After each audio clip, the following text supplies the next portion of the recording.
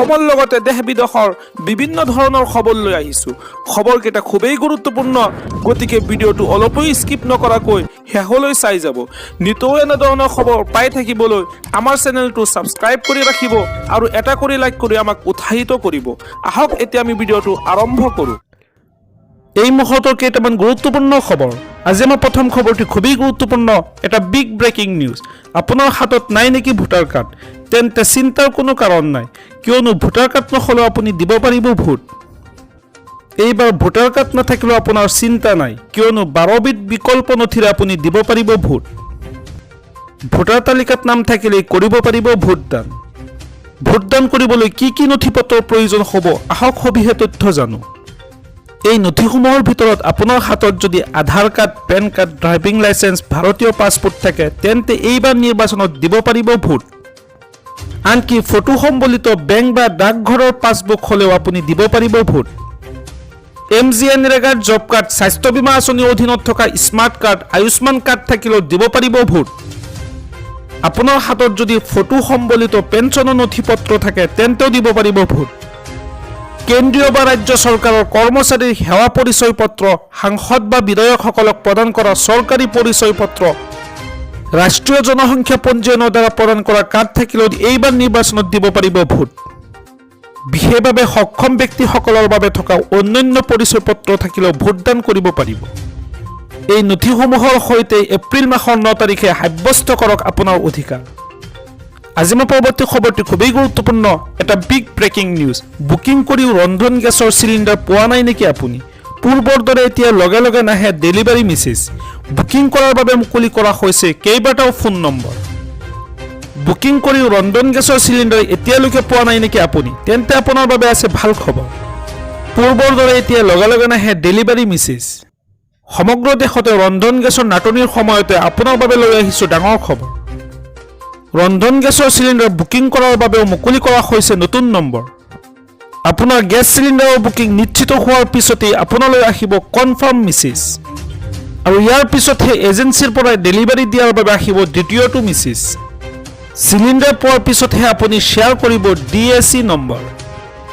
এই মেছেজ অহাৰ পিছতো যদিহে আপুনি চিলিণ্ডাৰ নাপায়, তেন্তে দিয়ক অভিযোগ।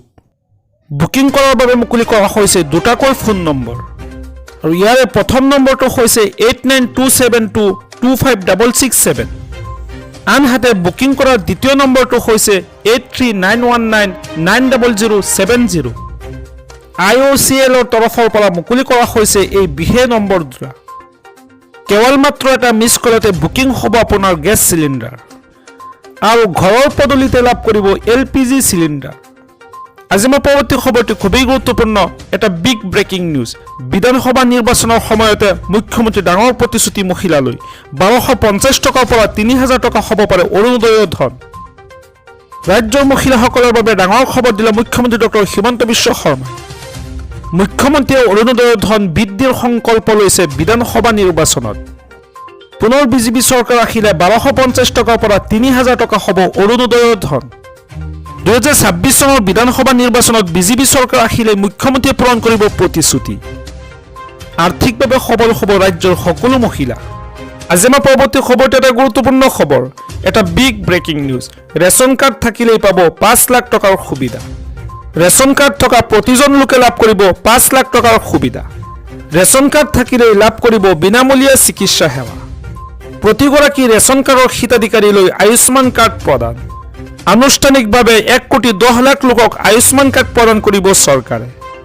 2 মাহৰ ভিতৰত 3.30 কোটি লাভ কৰিব আয়ুষ্মান কাৰ্ড। হিমন্ত বিশ্ব শৰ্মা চৰকাৰৰ এক অভিলাষী পদক্ষেপ। আয়ুষ্মান কাৰ্ডৰ জৰিয়তে ৰেচন কাৰ্ড থকা লোকে লাভ কৰিব 5 লাখ টকাৰ বিনামূলীয়া চিকিৎসা সেৱা। ব্যক্তিগত চৰকাৰী সকলো চিকিৎসালয়ত উপলব্ধ হ'ব এই সুবিধা। প্ৰতি মাহে 3000 টকালৈকে পৰ্যায়ক্ৰমে লৈ যাবলৈ চেষ্টা কৰা হ'ব।